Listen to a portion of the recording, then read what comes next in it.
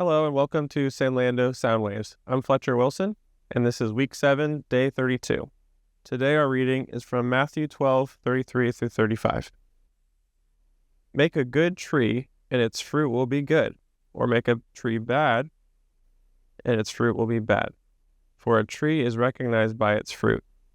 You brood of vipers, how can you who are evil say anything good?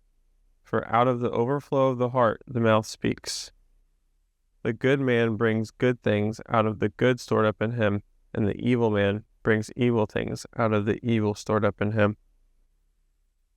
Let's consider our 7 arrows.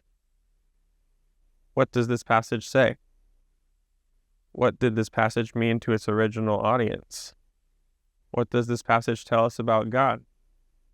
What does this passage tell us about mankind? What does this passage demand of me? How does this passage change the way I relate to people?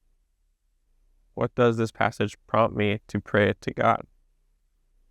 Now let's look at the brief devotional about the passage on page 47 in our book. The terrible exchange we read about in our last devotion comes from one place, our hearts. We love things other than God more than we love God because our hearts are twisted and broken. Our hearts don't appreciate the glory of God, instead thinking that far lesser things are more important. Jesus made this point in Matthew's Gospel when he taught that the sinful words we speak come out of our broken hearts. He compared the process to a tree. If the tree is healthy and pure, then it will produce good fruit. If it is dead or dying, then it will produce rotten fruit, or it will not produce fruit at all. We see the fruit, but the biggest problem isn't with the fruit. It's with the source that produces the fruit. The same is true for our hearts. Our problem is not primarily that we do sinful actions, but that we have sinful hearts that consistently cause us to produce sinful thoughts, actions, and words.